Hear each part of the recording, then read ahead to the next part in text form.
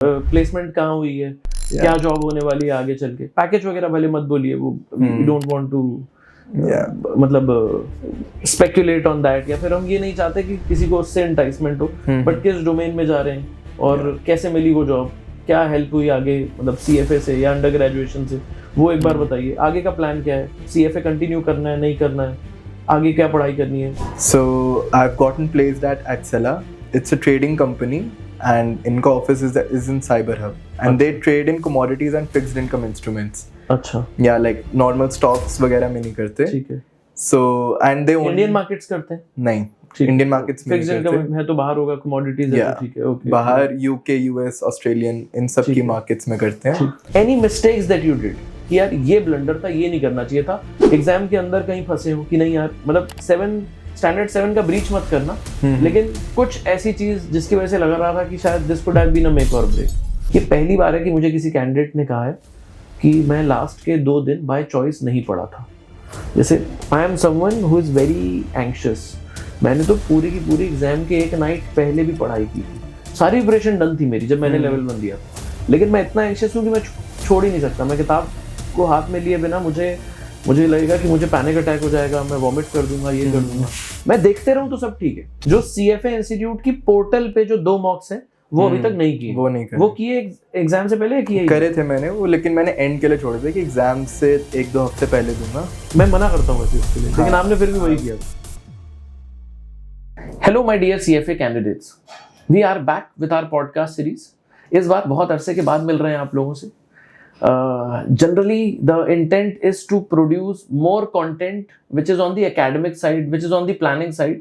इस वजह से शायद ये पॉडकास्ट थोड़े से पीछे रह गए, बट कैंडिडेट्स की भी रिक्वेस्ट रही है और व्यूअर्स की भी रिक्वेस्ट रही है। Will come back with a lot more of these. आज का डिस्कशन है देव बहल के साथ। इन्होंने नवंबर 2025 में CFA लेवल 1 का एग्जाम लिखा, 1770 का स्कोर आया। The score is pretty high. Preparation rock solid थी मेरे हिसाब से। He has been one of those candidates जिन्होंने हमारी फिजिकल लाइव क्लासेस ज्वाइन की थी CP में, बट मेरा नहीं ख्याल कि 2 हफ्ते से ऊपर आए होंगे physically, correct? Yes, he was in the class for 2-3 weeks maximum, and then almost सारी की सारी प्रिपरेशन रिकॉर्डेड सेशन से हुई है, और ग्रुप्स पर या फिर जो एग्जाम ग्रुप्स पे जो डिस्कशन होता था वहां पे हम मिलते रहे हैं। In fact, he was one of those candidates. जिस दिन रिजल्ट आया, he gave me a call in a delightful tone. He said कि सर रिजल्ट आ गया, पास हो गए, बहुत अच्छी प्लेजेंट्रीज एक्सचेंज की, and then he said कि सर मुझे पॉडकास्ट पे जरूर बुलाइएगा।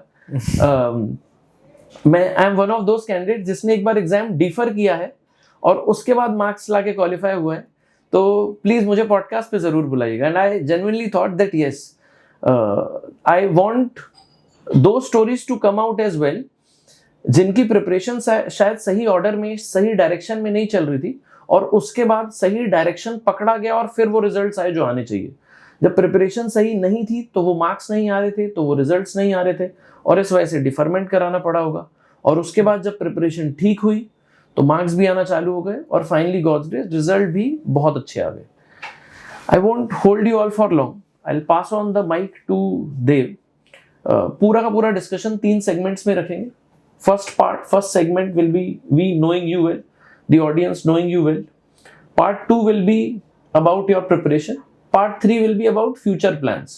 MBA करना है, CFA का level 2-3 करना है, FRM करना है, GRE करना है, सब छोड़ के कुछ और करना है, जो भी होगा वो सारा का सारा चीजें Part 3 में डिस्कस करेंगे। तो Segment 1, Part 1 से स्टार्ट करते हैं। अपना बैकग्राउंड बताइए, 10th के मार्क्स बताइए, 12th के मार्क्स बताइए, अंडर ग्रेजुएशन बताइए, इंटर्नशिप्स बताइए, family background if it helps वो बताइए। लॉन्ग स्टोरी शॉर्ट, कैंडिडेट्स को बहुत अच्छे से आइडिया आना चाहिए कि ये किस टाइप का कैंडिडेट था बिफोर डूइंग CFA। इस इंटेंशन से क्वेश्चन पूछा जा रहा है। कई बार क्या होता है, कोई कैंडिडेट आके बताते हैं कि मेरे मार्क्स बहुत हाई थे, तो द ऑडियंस थिंक्स दैट इनका तो बैकग्राउंड भी बहुत स्टेलर था, होंगे ही बहुत अच्छे मार्क्स, होने ही चाहिए थे, एंड मतलब it works for us. There are times when a candidate, let's say, has not qualified this exam and then qualified in second attempt, तो कैंडिडेट सुन के सोच रहे होते हैं कि शायद इसका बैकग्राउंड उतना अच्छा नहीं होगा, तभी उतना स्ट्रगल हुआ और फिर यहाँ पे अब CFA क्वालिफाई हुआ है। If that is the presumption, even that works. What I am trying to do is that कि प्रिजम्पशन ना ही रहे, हम आपको पूरा का पूरा बैकग्राउंड बता ही दे रहे हैं कि हमारा कैसा बैकग्राउंड था। अगर बहुत अच्छा बैकग्राउंड था और वो कंटिन्यू कर रहा है तो गुड फॉर यू, आपको भी इससे प्रेरणा लेनी चाहिए। अगर बैकग्राउंड अच्छा नहीं था, पास्ट बुरा था और अब अच्छा कर रहे हैं, तो और मोटिवेटेड फील होना चाहिए कि अगर बैकग्राउंड अच्छा ना हो तो भी किया जा सकता है ढंग तरीके से। ठीक है ना? Let's start, please your introduction please. Okay. Yeah. Hi guys. My name is Dev Behel, and I'm currently pursuing my undergraduation from Hansraj College. And in 10th, I scored a 90%. In 12th, I scored a 95.2%. And like college में मेरा इतना अच्छा नहीं रहा है score, because college में आके मैंने एकदम पढ़ाई त्याग दी थी for the first 2 years. And then I came to know about CFA. मैंने इसके बारे में पढ़ना शुरू करा, इसके सैम्पल क्वेश्चंस देखे। लाइक मेरे बैच में CA FRM कर रहे थे, कुछ ने CFA भी करा था, एंड इसके सैम्पल क्वेश्चंस मैंने देखे, एंड देन मेरे को लगा कि this is something that I can pursue. Okay. And मेरे को ट्रांजिशन करना था टू अ फाइनेंस फील्ड, तो इसलिए आई परस्यूड CFA। फिर भी just for the purpose of everyone knowing the marks, कितने थे अंडर ग्रेजुएशन में मार्क्स? अभी करंट CGPA 7.5 चल रही है। और शुरू के 2 साल में कितने थे? शुरू के 2 साल में तो बहुत खराब थी, it went down to I think 6.8 something. 12th में 95% थे। यस। और अभी 6.8 तक चले गए थे। 6.8 CGPA कितने मार्क्स बनते हैं? मतलब कितने परसेंट बनते हैं? 68%। अच्छा, into 100, that's it, 68%, ओके। 95% से 68%, ओके। क्यों आए? क्योंकि पढ़ाई नहीं कर रहे थे। हाँ, बिल्कुल नहीं कर रहा था। ओके। मतलब आगे का डिस्कशन तो कर ही लेंगे। बहुत स्ट्रॉन्ग रिकमेंडेशन दे रहा हूँ हर उस कैंडिडेट को जो अभी अंडर ग्रेजुएशन में है और CFA परस्यू करने की सोच रहा है। CFA करना, FRM करना, CA करना, कोई भी और कोर्स करना doesn't give you the right और doesn't give you the license कि आप अपने कॉलेज के मार्क्स को मैन हैंडल करें। वो मार्क्स बुरे नहीं होने चाहिए। जैसा देव ने कहा, ज्यादातर कैंडिडेट्स के साथ यही होगा। 10th 12th का स्टेलर बैकग्राउंड होगा, फर्स्ट सेकंड ईयर में पढ़ना छोड़ देंगे because you will feel relaxed. आपको लगेगा चिल्ड आउट है, कॉलेज लाइफ एंजॉय करनी है। एक ही बार तो कॉलेज लाइफ आने वाली है। सब बकवास, सब झूठ है। ठीक है, एक बार कॉलेज लाइफ आने वाली है, तो ऐसे तो एक बार ही लाइफ भी आने वाली है, बर्बाद ही कर देते हैं उठाकर। नहीं करनी चाहिए ऐसी चीजें। आपके अंडर ग्रेजुएशन के मार्क्स बहुत ज्यादा मैटर करेंगे जब आप इंडिया के बाहर किसी कॉलेज के लिए अप्लाई करेंगे for your masters. Even India में भी अगर आप MBA के लिए अप्लाई कर रहे हैं तो ये मार्क्स मैटर करते हैं। इंडिया के बाहर तो बहुत ज्यादा मैटर करते हैं। Any US college, any European college, they will consider your overall profile. If you do not have good CGPA in your undergraduation, you'll always have to defend it. आपको हमेशा लोगों को समझाना पड़ेगा कि मैं बहक गया था, मैं गलती कर रहा था, या मैंने कोई दूसरा कोर्स किया, and so on and so forth. Because results नहीं है तो reasons देने पड़ जाएंगे। The intent should be results दो, रीजन देने का मौका आना ही नहीं चाहिए। ठीक है ना? हम में से वो कैंडिडेट जो ऑलरेडी ग्रेजुएट हो चुके हैं और मार्क्स बुरे आ चुके हैं, आपको रीजंस देने पड़ेंगे। Make sure on top of those reasons you give them better reasons to select you as well. Under graduation में मार्क्स बुरे थे, रीजन देना पड़ेगा कि हाँ नहीं पढ़ाई कर रहे थे, दूसरी रिस्पॉन्सिबिलिटीज थी, या फिर you may also have to say that yes my focus was not on academics and it was a wrong choice, error of judgment and so on and so forth, but now I am on the right track. I've completed my chartered accountancy, I've completed my CFA, I'm already doing FRM, I've done so and so internships and so on and so forth. जिनके पास मौका है result लाने का, please results ही लेके आ जाओ बहुत अच्छे। जिनके हाथ से मौका जा चुका है वो रीजंस दे देना ठीक है, बट रीजंस के साथ साथ अच्छे रिजल्ट्स दो, तभी जाके आगे की गेम बनेगी।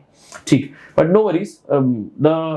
We were at your undergraduation. शुरू के 2 साल 6.8. Yeah. अभी जो 4th ईयर के कंप्लीशन में 7.5. Yeah. इनफैक्ट 4th ईयर कर रहे हैं आप अपनी अंडर ग्रेजुएशन का। Yes. ये 4th ईयर से रिलेटेड भी बहुत से कैंडिडेट्स मुझसे आके पूछते हैं कि 3rd ईयर तक के करना चाहिए या 4th ईयर परस्यू करें या नहीं करें। My general answer is that do not go for the 4th year. In your case, what was the motivation to pursue a 4th year undergraduation rather than a 3-year one? मतलब आप Hansraj is a damn good college. मतलब मेरे ख्याल से BCom honours के लिए Delhi university के top 3 colleges में से एक होगा। इसमें आप 3 ईयर की अंडर ग्रेजुएशन के बाद मार्केट में जाके जॉब्स ले सकते थे या आगे की एकेडमिक्स परस्यू कर सकते थे। Why a 4th year? Like to be very honest, मैं 3rd ईयर के एंड तक अनश्योर था कि मेरे को आगे क्या करना है। ठीक है, बहुत बढ़िया। लाइक मैंने सोचा था कि मई तक CFA हो जाएगा एंड देन उसके बाद जॉब्स मिल जाएंगी। मतलब it would have been easier अगर हो जाता। करेक्ट। बट मई में for some reason I couldn't. तो आई थॉट कि 4th ईयर करते हैं एंड लाइक नवंबर में CFA, and if it if I clear it तो उसके बाद फिर जॉब ढूंढूंगा. But what worked in my favour was कि 4th ईयर की स्टार्टिंग में ही the companies came to college for placement. अच्छा. So I sat for placement college में एंड आई हैड थॉट कि अगर नौकरी लग गई तो I pursue the 4th year, otherwise I drop it because we had that option okay. कि 4th year कभी भी तुम ड्रॉप कर सकते हो. अच्छा. सो बाय तो गॉड तुमने सोचा था कि अगर जॉब लग गई हाँ जी. तो मैं पूरा 4th ईयर कंप्लीट करूंगा. यस. ओके. और ये जॉब वालों की मतलब ये एम्प्लॉयर की कंडीशन है कि 4th ईयर कंप्लीट करके आना है. यस मतलब अगर तुम जैसे अगर तुम 4th ईयर में प्लेसमेंट के लिए बैठ रहे हो हाँ. कॉलेज में एंड तुम्हारी नौकरी लग गई कॉलेज से ही, तो you have to complete the 4th year and then वो खत्म होते ही तुम्हारी job will start. Okay. Okay. तो that worked in my favour कि मेरे को I found a decent job. Okay. So that is why I decided to pursue it fully. Okay. Again I think ये बहुत अच्छा रीजन है 4th year करने का. मेरे पास बहुत बार कैंडिडेट्स आते हैं जैसे कि 4th ईयर करें या नहीं करें, और जब मैं पूछता हूँ कि 4th ईयर क्यों करनी है तो लॉट मैनी से कि 4th ईयर करने के बाद यूएस में 12+4 वाला कंडीशन पूरा हो जाएगा, मेरी 16 ईयर की एजुकेशन कंप्लीट होगी तो मैं मास्टर्स कर पाऊंगा. Honestly in my opinion it's not a good reason. I tell you why. मुझे एक बात बताओ, जब तक के DU 4 ईयर प्रोग्राम ऑफर नहीं कर रहा था तब तक के लोग यूएस नहीं जा रहे थे क्या? जा ही रहे थे. मेरे जैसा कोई बंदा जिसने आज से 15 साल पहले ग्रेजुएशन कंप्लीट किया, क्या मैं यूएस नहीं जा सकता था? जा सकता था. जब तब रिक्वायरमेंट नहीं थी 16 की, तो अब अचानक से क्यों हो जाएगी? There US colleges do not require you to have completed a 16-year education in order to pursue a master's course over there. Let's be very clear about it. अगर आप 1 साल का एक्स्ट्रा समय लगा रहे हैं दिल्ली यूनिवर्सिटी में तो आपके पास एक बहुत अच्छा रीजन होना चाहिए. क्या ये एक अच्छा रीजन है कि समझ ही नहीं आ रहा क्या करना है तो लगा 1 साल और ले लेते हैं instead of a gap year? Let's say that my undergraduation is a 4th year undergraduation and 4th year में R&D कर लेंगे कि क्या करना है, थोड़े से अपने plans को solidify कर लेंगे. हाँ, I think this is a damn good reason. This is actually one of the finest reasons that I've heard to pursue a 4-year undergraduation program. बहुत बढ़िया. ठीक है, नेक्स्ट स्टेप पर चलते हैं. आपकी CFA की प्रेप जर्नी को ज्यादा अच्छे से समझने की कोशिश करते हैं. मुझे कुछ डेटा पॉइंट दीजिएगा. आपने नवंबर में एग्जाम दिया है. हाँ जी. When did you get to know about CFA? When did you actually start your coaching classes? When did you actually start studying? Because ये हो सकता है ना कि कोचिंग क्लास तो बहुत पहले से ज्वाइन कर ली लेकिन उतनी सीरियसनेस नहीं थी तो नहीं कर रहे थे. तो जो भी हो एक ऑनेस्ट डिपिक्शन दीजिए कि CFA का पता कब चला, कब डिसाइड किया कि हाँ अब ये करना है, और उसके बाद कब क्लासेस ज्वाइन की, कब से पढ़ना स्टार्ट किया, और उसके बाद एक ब्रॉड स्केलेटन दीजिएगा कि इतने महीने में पढ़ाई की है, इतने महीने what do you call course completion में लगा, इतना time premium pack, premium mock, या जो भी आपने किया उसका एक ब्रॉड ओवरव्यू जरूर दीजिएगा. Let's start. Okay. जी. So I came to know about CFA in 2024 August around. अगस्त 2024 में आपको हाँ जी. CFA का पता चला. Okay great. ये Yes. इस समय आप सेकंड ईयर में थे. I think yeah, मैं सेकंड ईयर में था एंड लाइक मेरे बैचमेट्स एंड मेरे दोस्त दे रहे थे, वो अगस्त अटेम्प्ट ही दे रहे थे. ठीक है. तो वहां से मेरे को पता चला था कि CFA इज आल्सो फाइनेंस का ही कोर्स. ठीक है. ओके. फिर उस पे आई रिसर्च कि ये साल में कितनी बारी होता है ठीक है. एंड कौन सी कोचिंग लेनी चाहिए, ऑफलाइन कहाँ होती है, ऑनलाइन कहाँ होती है, सैम्पल क्वेश्चंस देखे and then I decided to join your classes from November 2024 में सोच लिया कि एग्जाम देना है. ओके. Yes. नवंबर 2024. नवंबर 2024 में आपने कोचिंग क्लासेस ज्वाइन कर ली. यस. इंटेंट क्या था, कब एग्जाम देना है? इंटेंट पहले था कि मई में देना है. अच्छा, मतलब आप सोच रहे थे 6 मंथ्स की प्रिपरेशन में एग्जाम देना है. यस. Why 6 months? क्यों? क्लास में बात करके लग रहा था स्टूडेंट्स के साथ. 6 मंथ्स में मैंने मतलब मोस्ट ऑफ द मेरे बैचमेट्स ने दिया था 6 मंथ्स में एंड देन मई के बाद लाइक थर्ड ईयर हो जाता. अच्छा हाँ. Okay. Yes, you just mention कि थर्ड ईयर भी कंप्लीट हो रहा था तो आपने सोचा कि थर्ड ईयर के साथ साथ ही एटलीस्ट एक लेवल तो क्वालिफाई हो जाए. Yes. इस वजह से मई की डेडलाइन थी मेंटली. यस. ठीक है. ओके. देन यही रीजन था एंड देन लाइक नवंबर में स्टार्ट हुआ एंड आई थॉट कि अभी तो बहुत टाइम है. आई प्रोक्रेस्टिनेटेड अ लॉट. ठीक है कि पढ़ लेंगे. हाँ. देन उसके बाद आई थिंक जैन फेब आ गया एंड मैंने आपकी लाइक स्टार्टिंग में मैं ऑफलाइन आ रहा था. मोटिवेशन ज्यादा होती है ना. या स्टार्टिंग में ऑफलाइन आ रहा था. जाना है कुछ एकदम फाड़ देंगे इस बार. या सुबह उठ के आना है. हाँ. बट फिर उसके बाद हो गया था कि कोई नहीं, ऑनलाइन ही पढ़ लेंगे. फिर उसके बाद कोई नहीं, रिकॉर्डेड से देख लेंगे. हाँ. ठीक है. यही हुआ. तो बाय में आई थिंक मैंने आपकी 1-2 सब्जेक्ट्स की बस ऑनलाइन वीडियोस देखी थी वही पोर्टल पर ही. नवंबर से मई तक के सिर्फ हाँ 1-2 सब्जेक्ट किए थे. हाँ सिर्फ वीडियोस देखी थी वो भी. एग्जाम कब का फिल किया था तुमने? मई का. नवंबर में ही मई का मैंने एग्जाम फिल कर दिया था। तुमने नवंबर में कोचिंग ज्वाइन की और तभी मई का एग्जाम फिल कर दिया। Yes. लेकिन मई तक पहुंचते हुए तुमने सिर्फ 1 या 2 सब्जेक्ट व्यू किए थे। यस अच्छा, एग्जैक्टली।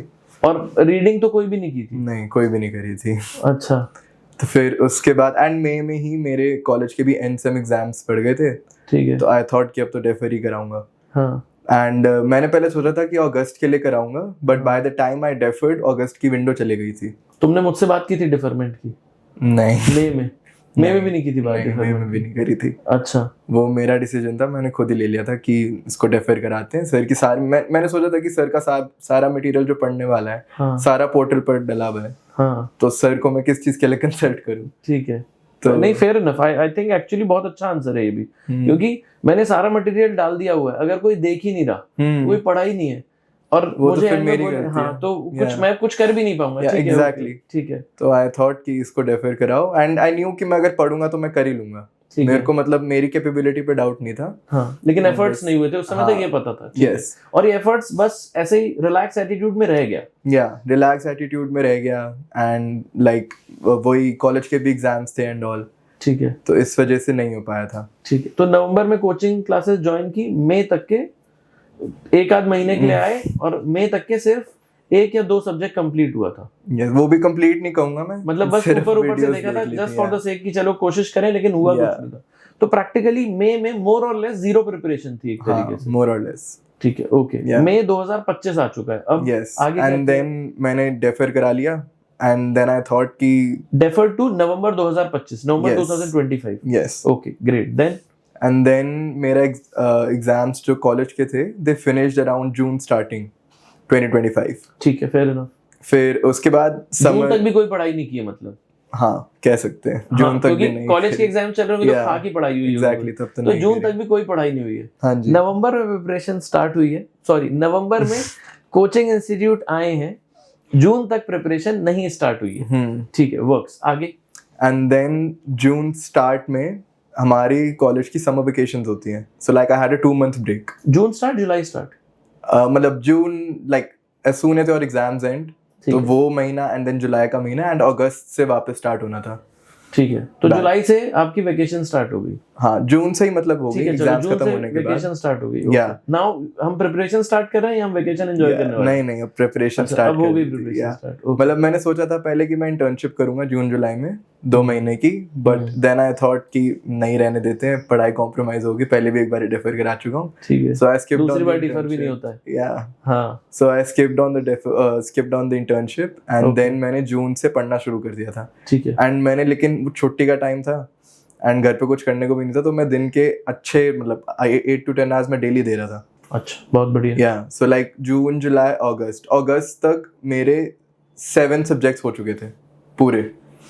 मतलब जून मिड भी मान लूं तो जुलाई अगस्त, मतलब 2.5 महीने में 7 सब्जेक्ट हो गए थे। दिन में 8 आवर्स की preparation regularly 8 hours per day for 2.5 months gives you, मतलब 70% का कोर्स कंप्लीशन हो गया था। ओके, मतलब 1 महीना और मिलता तो पूरा कोर्स भी कंप्लीट हो जाता surely.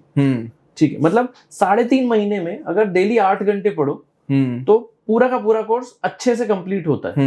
And when you are saying course completion, आपने वीडियोस देखी, श्वेजर पढ़ी एंड सी बुक के क्वेश्चंस करे, सब कुछ किया। ये 3 चीजें करी थी मैंने हर सब्जेक्ट। और कितना मार्क्स आ रहे थे सी बुक के क्वेश्चंस में, end of curriculum questions? C book में लाइक कुछ सब्जेक्ट्स थे, जैसे इकोनॉमिक्स वगैरह थे जिसमें मेरी स्ट्रॉन्ग कमांड नहीं थी, तो उसमें अराउंड 70 या 65 आते थे, बट बाकी सब में 75 to 80 के बीच में ही रहता था। ठीक है, तो ब्रॉडली 75% का स्कोर मतलब 75% का रिजल्ट CFA के EOCs को सॉल्व करके आ रहा है।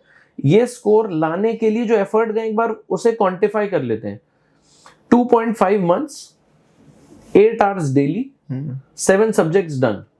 In terms of number of hours कितने होंगे? अगर मतलब 1 महीने में ऑलमोस्ट 250 घंटे हो गए, है ना?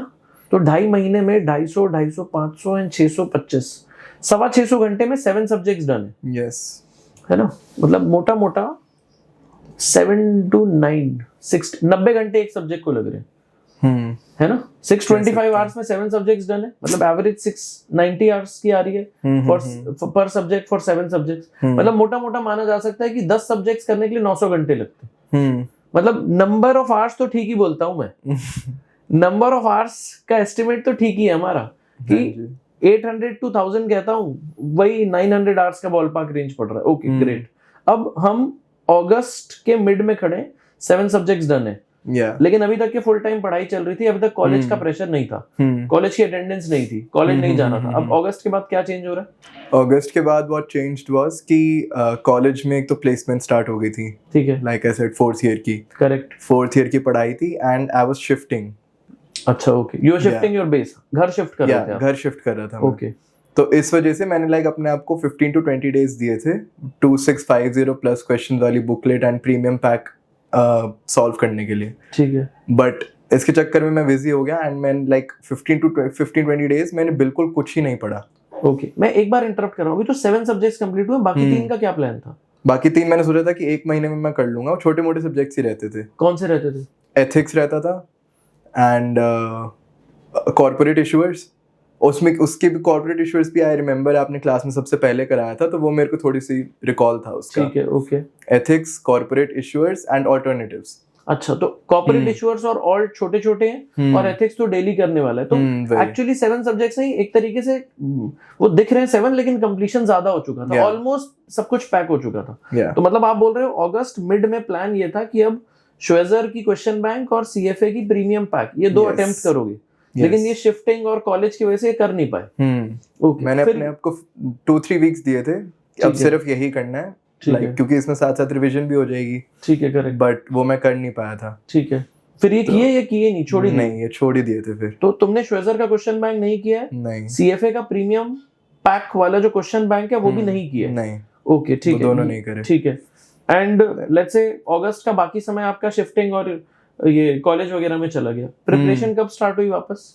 मेरा अगस्त का नहीं, मेरा सितंबर के फर्स्ट 2 वीक्स चले गए थे इसमें। अच्छा, ठीक है, ओके। हाँ, सितंबर मिड आ गया, नवंबर के मिड में तो एग्जाम है। यस, तो मेरे पास लास्ट 2 मंथ्स बचे हैं। Okay, yes. How did they look like? क्या किया उसमें? तो मैंने एक चीज बहुत वो सोच ली थी कि this is a concept based exam. बिल्कुल सही बात है कि क्वेश्चन ज्यादा प्रैक्टिस करने से उतना फायदा नहीं होगा जितना मैं अगर बार बार श्वेजर पढूं, अपने कॉन्सेप्ट्स क्लियर करूं, उससे होगा। ठीक है, तो मैंने ऐसे स्टार्ट किया कि एक दिन में मैं एक सब्जेक्ट की श्वेजर पूरी पढ़ लेता था अलॉन्ग विद एलईएस क्वेश्चंस जो पोर्टल पे है। मैं एक बार रिपीट कर दूं, आपने क्या बोला? मान लो कॉन्ट्स, या मान लीजिए डेरिवेटिव का एक चैप्टर है फॉरवर्ड्स, तो आप फॉरवर्ड्स का चैप्टर पूरा का पूरा श्वेजर से A to Z रीड करेंगे और उसके बाद इसके सारे के सारे क्वेश्चंस जाके आप सीएफए की बुक से सॉल्व करोगे, पोर्टल से। हाँ, सीएफए की बुक का ईओसी वही पोर्टल पे है, तो पूरे पोर्टल के क्वेश्चन सॉल्व करोगे। एक दिन में ये पूरा एक चैप्टर कंप्लीट करोगे, पूरा सब्जेक्ट एक दिन में एक सब्जेक्ट कंप्लीट कर रहे थे आप? ओके, जैसे एक दिन में एक सब्जेक्ट कंप्लीट करना तो बहुत चैलेंजिंग बात है। जब okay, let's take one step back. मुझे एक बात बताओ, जब आपने ये 3 मंथ्स की प्रिपरेशन की थी, 2.5-3 मंथ, जो जून मिड से अगस्त मिड, 2.5-3 महीने की जो प्रिपरेशन की हमने बात की, इस टाइम पे आपने कोर्स कितनी बार कंप्लीट किया था? वंस। लेकिन और वीडियोस कितनी बार देखी थी? वंस। तो एक बार वीडियो देख के और एक बार पूरा का पूरा पढ़ के आपको स्ट्रेंथ आ गई थी इतनी कि आप एक दिन में पूरा एक सब्जेक्ट रिवाइज कर पाओ। Now this is different. Generally ऐसा होता नहीं है। Generally candidates would and up viewing the same video twice और थ्राइस। आपको कोई वीडियो दोबारा नहीं देखनी पड़ती। नहीं, बीच में कुछ ऐसे कॉन्सेप्ट्स थे जो मुश्किल थे, जो याद ही नहीं आ रहे थे। ठीक है, कि ये कैसे करना है। अच्छा, तो मतलब जनरली सारी वीडियोस दोबारा नहीं देखी है? नहीं। If you have watched a video twice and thrice, it has only happened because that concept had a lot of friction. ये बन नहीं रहा था, तो इसको दोबारा देख लेते हैं। ओके, ठीक है, फेयर इनफ। जैसे MM1 MM2 के जो प्रोपोजिशंस थे, उसके वीडियो मैंने तो 3-4 बार देखी आपकी। 1 घंटे की वीडियो थी। तो वो जैसे मैं वो करता था, आगे बढ़ता था, फिर वापस उसको रिवाइज करने आता था तो मैं भूल जाता था। ठीक है, तो ऐसे मैंने हर सब्जेक्ट की अराउंड 2-3 आवर्स की ही वीडियोस होंगी आपकी, जो इम्पोर्टेंट, जहाँ पे मुश्किल था, जहाँ पे मुश्किल। तो हर सब्जेक्ट में जो कॉन्सेप्ट फंस रहा था उसे 3-3 4-4 बार देख लिया, उसको देख लिया। और आप कोर्स कंप्लीशन के टाइम पे खुद के नोट्स बना रहे थे?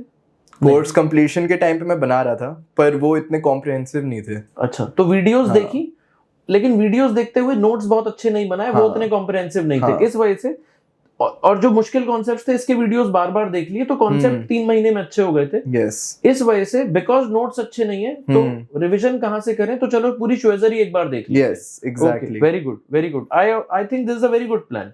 मुझसे कैंडिडेट्स पूछते हैं आके कि हम खुद के नोट्स बनाएं या श्वेजर से पढ़े। मैं कहता हूँ आप जो भी करो आपको पता होना चाहिए क्या किया है। अगर आपके नोट्स बहुत सॉलिड बन रहे हैं तो उस पर फोकस करो, श्वेजर को रीड करके अगर कुछ नया नहीं निकल के आया तो श्वेजर को कट कर दो।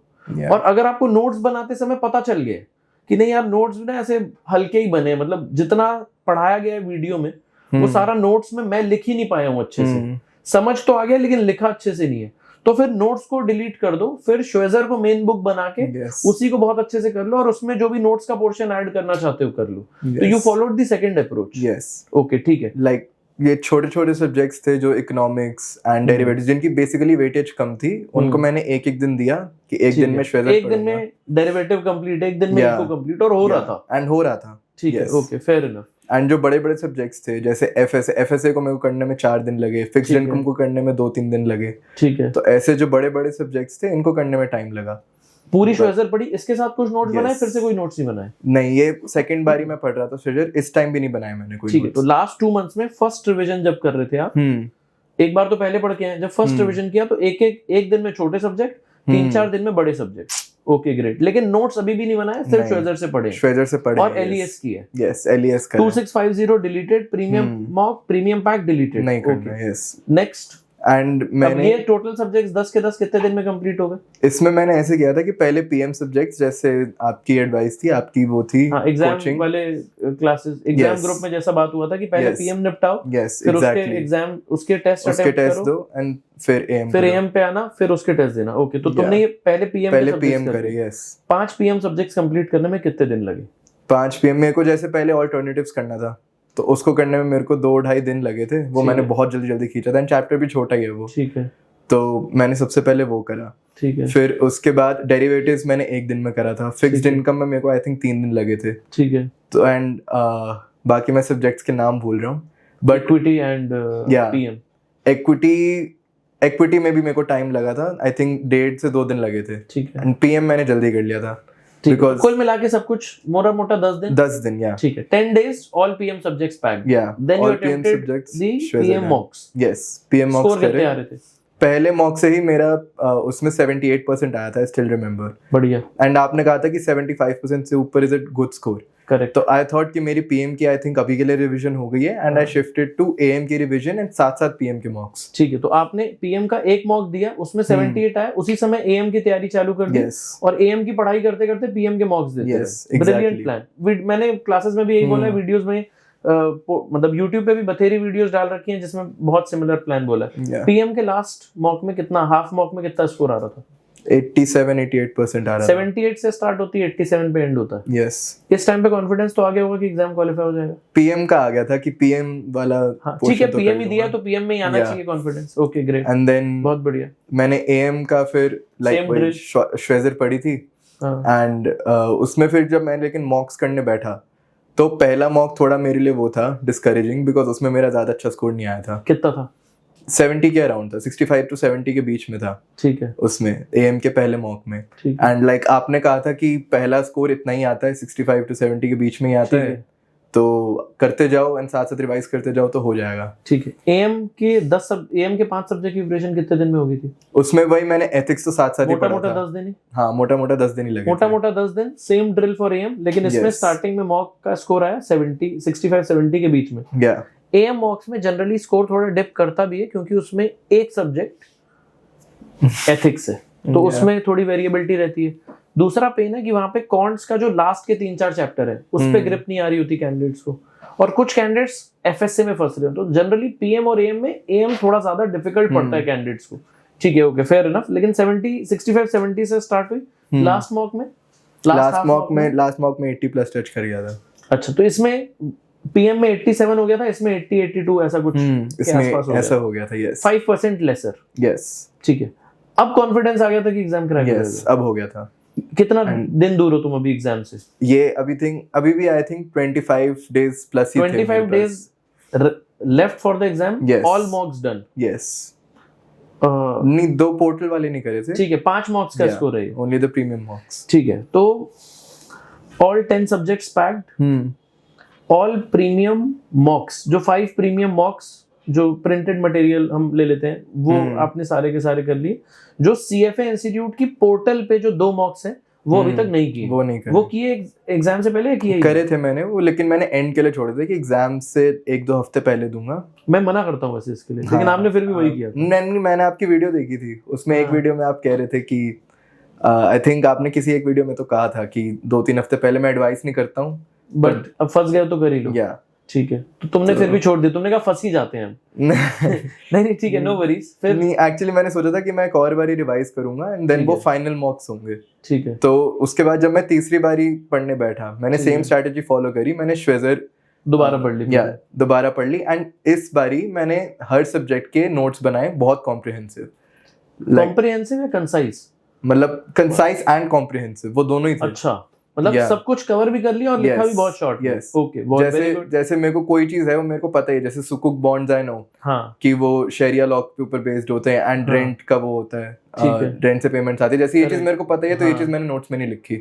अच्छा, ओके, तो मतलब what he is trying to say is that कि जब पहली बार पढ़ा तो सारा श्वेजर से पढ़ लिया, जब पहला रिवीजन किया, सेकंड टाइम पढ़ा which is your first revision, उस टाइम पे पूरा पढ़ा, नोट्स नहीं बनाए।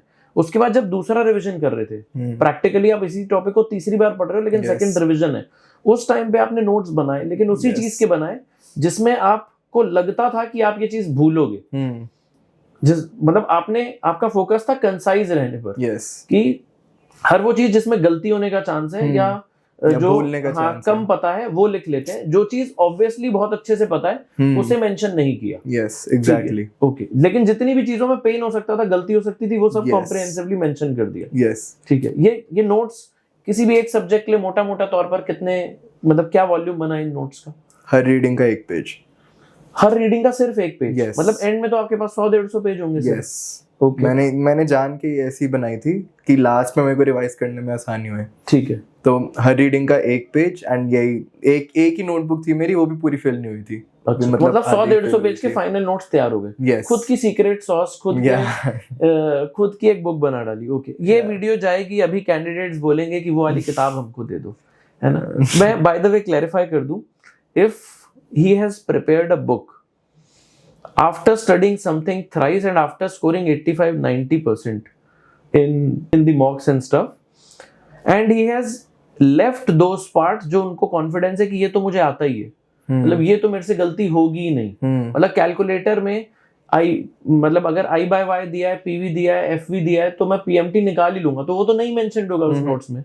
तो ये वाले नोट्स उनके लिए वर्क किए, वो नोट्स एज इट इज अगर मैं आपको दे दूं, मतलब कैंडिडेट्स एट लार्ज को दे दूं, इनके नोट्स का एक बुक बना के पब्लिश कर दूं, तो पढ़ने वाले को बेनिफिट नहीं होगा। You will not score the same marks as he did. Sir आप कितना गंदा बोलते हो। मैं सिर्फ ऑनेस्ट बता रहा हूं प्रभु, प्लीज समझिए मेरी बात। उन्होंने वो नोट्स बनाए हैं, what he has done is कि जो चीजें आ गई थी, जो चीज माइंड में प्रिंटेड थी, उन्होंने उसमें डाली नहीं। जो उन्हें लग रहा था कि माइंड को रिकॉल की जरूरत है, उन्होंने वो वाला एक पेज बना लिया हर चैप्टर के लिए। तो 100 पेज का ऐसा का टेक्स्ट तैयार हुआ जो वो शायद गलत कर सकते हैं, एंड इस वजह से because it is very customised for him, वो आपके लिए वर्क ही नहीं करेगा। मेरी बात का यकीन मानिए, ऐसा कोई जूस, सॉस, है ना, जड़ी बूटी एग्जिस्ट नहीं करता। अदरवाइज मैं अपनी क्लासेस में ये 100 पेज के नोट्स 10 दिन में करा के मौज ना लूं जीवन की, नहीं होने वाला ऐसा। ठीक है, बट आगे चलते हैं आपकी क्वेश्चन में। ठीक है, अब ये तीसरे रिवीजन में आपके पास ये नोट्स आ गए। इसके बाद मैंने मॉक्स दिए। हाँ, प्रीमियम मॉक्स में पहले ही दे चुका था। नहीं, अच्छा सॉरी, जो 2 LES पोर्टल वाले मॉक्स दिए। ओके, मैंने, लेकिन ये इस बार जो है, मैंने इस बार आराम से किया था because I had lot of time left. ठीक है, लाइक 25 दिन थे मेरे पास मोटा, तो मैंने ये आराम से नोट्स लिख के, इसमें मैंने टाइम लगाया था अच्छा खासा। कितना? इसमें अराउंड मेरे को 2 वीक्स लग गए थे। मतलब अगले 14 डेज, 25 दिन बाकी थे, अगले 14 डेज तक के कंसाइज सिंगल पेज नोट्स तैयार हो गए सारे के सारे सब्जेक्ट्स के। मतलब अभी 2 रिविजन्स हो गए, नोट सॉलिड तैयार हैं, 5 प्रीमियम मॉक्स डन है, 2 पोर्टल के मॉक्स रहते हैं। Yes, exactly. It's a luxury to feel कि बहुत टाइम रहता है एग्जाम में। जनरली आखिरी मंथ में उल्टी फीलिंग होती है। Okay, next. या एंड देन लास्ट के 10-11 दिन बचे हैं। या 14 दिन यहाँ चले गए, 11 दिन बचे, मॉक्स कब देने वाले हैं? अब इसी टाइम में मैंने मॉक्स दिए थे लास्ट के, वही मेरे को कॉन्फिडेंस तो था कि मेरे को सब आता ही होगा मॉक्स में। सही बात है। मैंने इसलिए जैसे ही मेरा लास्ट दिन मैंने जैसे नोट्स बनाए, मैंने उसी दिन अगले मॉर्निंग वो दे दिए मॉक पूरा। कितना स्कोर है? फुल मॉक दिया था? पहले हाफ मॉक दे रहे थे, फुल मॉक दिया? यस। ओके। 83 84 आ गया था उसमें पहले मॉक में। ओके। उसके बाद फिर मैं एक दिन रुका बीच में, गलतियां एनालाइज करी, फिर दूसरा मॉक दिया, उसमें भी इतने ही आ गए थे। ठीक है, ओके ग्रेट। अब हम 7-8 दिन दूर हैं एग्जाम। लास्ट 7-8 दिन में मैंने सिर्फ जो अपनी बुकलेट बनाई थी नोट्स की, बस उसको पढ़ा 3 से 4 बार, बस दैट्स इट, और कुछ नहीं करा। एंड लास्ट के 2 दिन तो इंटाइसमेंट नहीं हो रही थी? प्रीमियम पैक जो छोड़ के आए थे वो कर लेता हूँ, श्वेजर 2650 कर लेता हूँ। नहीं, मेरे को नहीं हो रही थी। अच्छा, ओके। मैंने प्रीमियम पैक एथिक्स का देखा था बस, बिकॉज मेरे जो एएम मॉक्स में भी है, एथिक्स में गलतियां हो रही थी। हाँ बिल्कुल, इट्स अ गुड, मतलब इंटेलिजेंट थिंग टू डू कि यहाँ जब एथिक्स में ही सही नहीं है तो एथिक्स से क्वेश्चन कर लेता हूँ, बाकी सब में तो स्कोर ठीक ही आ रहा है। मैंने इसलिए बाकी सब, मैंने सिर्फ एथिक्स का प्रीमियम किया था, वो भी मैंने 2650 वाली नहीं करी थी। ओके। सिर्फ प्रीमियम पैक के करे थे। ओके। एंड देन उसके बाद लास्ट के 2 वीक्स में तो मैं, मतलब लास्ट के वही हफ्ता बचा था आई थिंक, एंड मैंने सिर्फ बुकलेट ही पढ़ी थी। ओके। वो जो नवंबर वाला एग्जाम ग्रुप बना हुआ था उसमें आते थे आप? उसकी कॉल? हाँ जी, उसमें आते थे। उसमें कभी डिस्कस हुआ? कुछ नहीं, कभी पूछने की जरूरत ही नहीं पड़ी? नहीं, ठीक ही चल रहा था सब कुछ? हाँ, उसमें सब अच्छा चल रहा था, टच वुड। ओके। एंड उसमें भी आई थिंक मैं लास्ट के 2 दिन तो मैं ऐसा वो हो गया था कि भाई वर्कड अप हो गया था मैं बहुत ज्यादा, कि बस हो गया, अब बस एग्जाम लो खत्म। हाँ, बस एग्जाम लो खत्म करो। आई रिमेम्बर मेरा एग्जाम ट्यूसडे को था, एंड मैंने आई थिंक सैटरडे को लास्ट पढ़ाई करी थी। संडे मंडे तो मैं कुछ पढ़ा ही नहीं था। नाउ ये मुझे ना कई बार कैंडिडेट जब आते हैं डिस्कशन के लिए ना, तो मुझसे पूछते हैं कि सर क्या होने वाला है, क्या नहीं होने वाला है, एंड आई टेल देम कि जो था ना बोल देना। मतलब मैं ये नहीं चाहता कि ऐसा आंसर आए बाहर। I do not have a perfect answer. What ever you did, मतलब वो 100% ट्रांसपेरेंसी से बाहर आना चाहिए। मैं मेरे ख्याल 2-3 साल से ये डिस्कशंस करता हूँ अपने क्वालिफाइड स्टूडेंट्स के साथ। ये पहली बार है कि मुझे किसी कैंडिडेट ने कहा है कि मैं लास्ट के 2 दिन बाय चॉइस नहीं पढ़ा था। जैसे I am someone who is very anxious. मैंने तो पूरी की पूरी एग्जाम के एक नाइट पहले भी पढ़ाई की थी, सारी प्रिपरेशन डन थी मेरी जब मैंने लेवल 1 दिया था, लेकिन मैं इतना एंग्शियस हूँ कि मैं छोड़ ही नहीं सकता। मैं किताब को हाथ में लिए बिना मुझे लगेगा कि मुझे पैनिक अटैक हो जाएगा, मैं वॉमिट कर दूंगा, ये कर दूंगा। मैं देखते रहूं तो सब ठीक है, मुझे ऐसा डर नहीं लग रहा कि मैं फेल हो जाऊंगा, मैं बहुत कॉन्फिडेंट हूँ। लेकिन अगर मैं किताब बंद करके शांति से बैठ जाऊं तो मुझे डर लगेगा।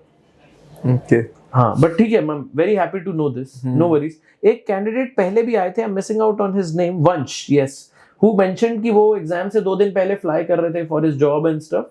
But okay, this is very interesting to know. तो आखिरी के 2 दिन कोई पढ़ाई नहीं की? नहीं, बस सुबह वही एग्जाम सेंटर जाने से पहले अपने नोट्स को स्किम थ्रू कर लिया, हाँ, एंड दैट्स इट। पता था एग्जाम में जाने से पहले कि क्वालिफाइड है? हाँ, मतलब मेरे को ये था कि मैं जितना मैक्सिमम कर सकता था मैं कर चुका हूँ। सही बात है। अब अगर अब भी नहीं हुआ तो कोई नहीं।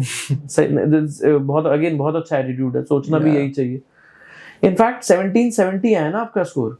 आई can tell you again with experience, anecdotal उसमें बोल रहा हूँ, मोटा एग्जाम में यही स्कोर है आपका। 80 to 85 के बीच के स्कोर वाले कैंडिडेट्स का ही ये मार्क्स आते हैं। I am pretty sure about it. तो वो एग्जाम्स मोर और लेस मॉक्स जैसे ही आपके स्कोर आपके फाइनल एग्जाम्स में भी है, which is very good. Any mistakes that you did कि यार ये ब्लंडर था, ये नहीं करना चाहिए था, एग्जाम के अंदर कहीं फंसे हो कि नहीं यार, मतलब स्टैंडर्ड 7 का ब्रीच मत करना, लेकिन कुछ ऐसी चीज जिसकी वजह से लग रहा था कि शायद this could have been a make or break. Like एक तो सबसे पहले गलती तो मैंने यही करी थी कि स्टार्टिंग में मेरे को पता ही नहीं था कि पढ़ना कैसे। ठीक है, तो 6 मंथ्स तो वैसे ही वेस्ट हो गए। या 6 मंथ तो वैसे ही वेस्ट हो गए थे प्रोक्रेस्टिनेट करने में। लेकिन क्लास में तो डिस्कस होता है पढ़ना कैसे है ये वो। या बट मैंने ज्यादा ध्यान नहीं दिया था उस सब में। ये भी सही बात है। उस सब में मैं मतलब बहुत ही वो था, लाइट, मतलब केयरलेस था। तो पहले के 6 मंथ्स तो मेरे को आइडिया नहीं था कि पढ़ना कैसे है। ठीक है। देन उसके बाद मैंने अपनी एक स्ट्रैटेजी बना ली थी कि वीडियोस, श्वेजर एंड सी बुक, बस स्टार्टिंग में यही करना है। ठीक है। तो मैंने यही फॉलो करा था। एंड एक और जो मैं कहूँगा कि करना चाहिए सबको, ये नोट्स बनाने चाहिए। अच्छा। एक पेज वाले, बिकॉज लास्ट में जितना मेरे को इन्होंने हेल्प करा है वो सिर्फ मैं ही जानता हूँ। तो आप एंड में सिर्फ 2 ही रिवीजन करके गए हो? You did 2 revisions और इसके बेसिस पे ही मार्क्स आए आपके। बट वो नोट्स बनाने से ग्रेविटी डेवलप हो गई, वो याद रह गई चीजें, रिकॉल वैल्यू आ गई। वो फोटोग्राफिक वो ये याद रह गया, विजुअल मेमोरी वर्क कर गई। जैसे मैंने आपको दिखाए हैं नोट्स, उनमें मैंने हाईलाइट भी करा था जो मेरे को नहीं, जो मतलब difficult. For candidates reference will stick a few photographs, आप लोग देखिएगा। ओके, या श्योर, फेयर इनफ। तो मैं बस यही कहूंगा सबको कि वो जो 1 पेज नोट्स हैं वो गोल्ड है, ओके लाइक वो अगर कोई बना लेता है तो एंड में उसमें से रिवीजन करने में बहुत आसान हो जाता है. Okay fair enough no error logs nothing error नहीं. लॉग वगैरह नहीं बनाए थे? एरर लॉग मैंने क्योंकि मोस्टली मैंने ज्यादा क्वेश्चन प्रैक्टिस करे नहीं थे. बिल्कुल सही सिर्फ बात है, सी बुक हाँ। के और एलईएस के करे थे. एलईएस में तो आ ही जाता कि कौन से गलत है. ठीक है मैंने लेकिन सी बुक के बनाए थे. सी बुक का एरर लॉग बनाया या उसका बनाया था. उसमें से मैंने गो थ्रू कर लिया था. उसमें ज्यादा टाइम नहीं लगा था. ठीक ग्रेट बढ़िया प्रिपरेशन है बढ़िया प्रिपरेशन बहुत बढ़िया. एक लास्ट सेगमेंट रिकॉर्ड करते हैं. आगे का प्लान बताओ मतलब अब तो 4th ईयर में हैं आप. अब प्लेसमेंट कहाँ हुई है?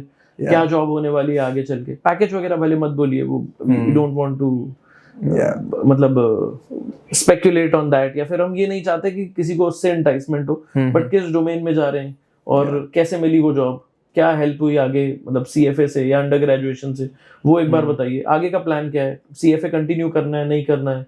आगे क्या पढ़ाई करनी है? Just your future plans in 2 minutes, that's it. Okay, so I've gotten placed at Axela. It's a trading company, and Inca office is in CyberHub, and they trade in commodities and fixed income instruments. अच्छा Yeah, like normal stocks वगैरह में नहीं करते. ठीक है.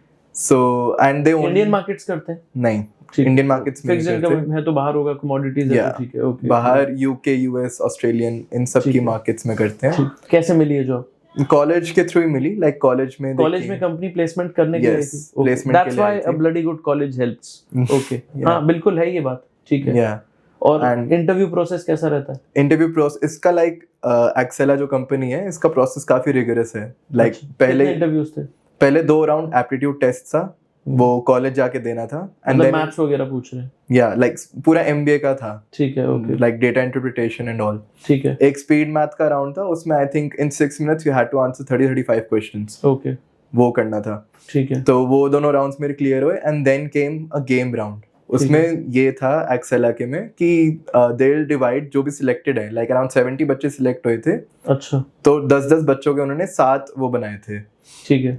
7 people 10 teams. या ठीक है. नहीं 10 people 7 teams. Okay, उन्होंने ठीक ऐसे बनाई थी. ठीक है. एंड देन इन टीम्स में what you had to do was इनका एक प्लेटफॉर्म होता है. उसमें you had to basically buy low and sell high. ठीक है. फिर Yeah. हाँ इनका ये एक प्लेटफॉर्म होता है. ठीक है, लाइक okay. वो ऐसे एक्सप्लेन Correct, करूंगा हाँ समझ गया मैं. ओके नहीं let's not even go into that details. वो Yeah. क्या पता वो फर्म को भी प्रॉब्लम हो बट ठीक है. इट वाज अ मतलब एक मॉक सिमुलेशन में गेम खेलवा रहे थे. गेम खिलवा इट वाज रहे थे. Mock stock Yes. Stock mock वैसा. एंड उसमें जो टॉप 3 सिलेक्ट हुए उनका इंटरव्यू. सो लाइक 21 बच्चों का एंड में इंटरव्यू हुआ था. अच्छा. एंड इंटरव्यूज में भी 2 राउंड्स थे. Like first was technical and second was more HR based. Technical में क्या किया? टेक्निकल में it was all about mental maths कि व्हाट इज 37 times 47. ऐसी कोई भी random numbers they will ask ठीक है. And you have to tell. Okay वो पूछ लेंगे या फिर कोई भी लाइक पजल्स पूछेंगे. हाँ फाइनेंस रिलेटेड कुछ नहीं पूछा? फाइनेंस रिलेटेड उन्होंने पूछा. Finance related they ask like बहुत बेसिक पूछा कि ठीक व्हाट है. इज कमोडिटी, ठीक है. What is crude oil, Brent oil, वो सब. ठीक है. ओके तो बहुत बेसिक सा था. लाइक मेरे को बहुत कुछ था ऐसा जो नहीं आता था but I was very confident. मैंने बोल दिया था कि sir I am not aware of it but I will study it. ठीक. And like CFA helped me in this because I knew, like at least I knew कि commodities and fixed income instruments होते क्या हैं. ठीक है. Okay fair enough. And तो इस वजह से it helped me a lot and I got the job luckily. Okay अब जॉब स्टार्ट हो रही है? Yeah, in July. July. MBA वगैरह करने का प्लान? MBA आगे कभी देखेंगे if I need it because I wanted a job in finance जिसके लिए मैं basically CFA कर ट्रेडिंग रहा जॉब था. तो मतलब you ask an undergraduate student he'll say कि trading is my dream job. बहुत बढ़िया. And to Yeah. get placed at a MNC trading firm is a Yeah. top notch thing. बहुत बढ़िया. और आगे CFA level 2 CFA level 3 इसका plan है नहीं? CFA level 2 का है. CFA level 2 and 3 मैं दूंगा but अभी नहीं actually. Good choice. अभी आई थिंक कि जॉब स्टार्ट हो रही है उस पे फोकस कर लेते हैं. जॉब पे फोकस कर रहा हूँ एंड फाइनेंस में ही जॉब लगी है. सही बात है. तो इसलिए आई एम थिंकिंग कि लेवल 2 को अभी थोड़ा ब्रेक देंगे. बहुत बढ़िया डिसीजन. But बहुत बढ़िया बाद में करूंगा. The intent while doing CFA should be to make your career better.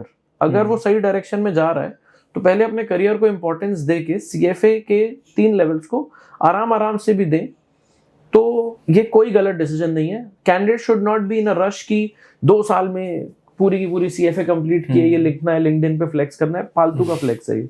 बहुत बढ़िया choice. Very nice approach towards career. 6-8 months की आपने गलती की होगी CFA अंडर ग्रेजुएशन की स्टार्ट में आपने गलती की होगी but I genuinely feel after this conversation that you are a very balanced individual. You are right for the trading domain. I think you are right for the finance you, sir. career. I'm 100% sure that you'll do really well. बहुत अच्छा Thank you, लगा sir. आपसे बात करके. I'm pretty Likewise. hopeful कि candidates को बहुत कुछ सीखने के लिए मिला होगा.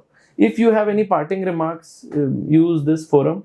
At my end, we are done for the day. Thanks a lot.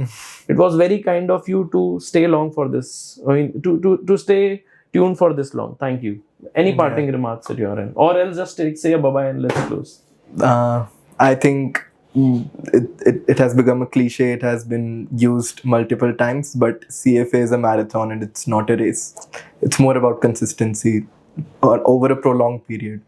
And like 1-2 महीने में तुम खींच के हो जाता है लोगों का, but it's better अगर 3-4 महीने ले लो prep के लिए. 3-4 महीने is a marathon. He says. चलो ठीक है. Thanks. Take care. Bye bye. It was nice talking to you. चलिए. Thank bye-bye. you.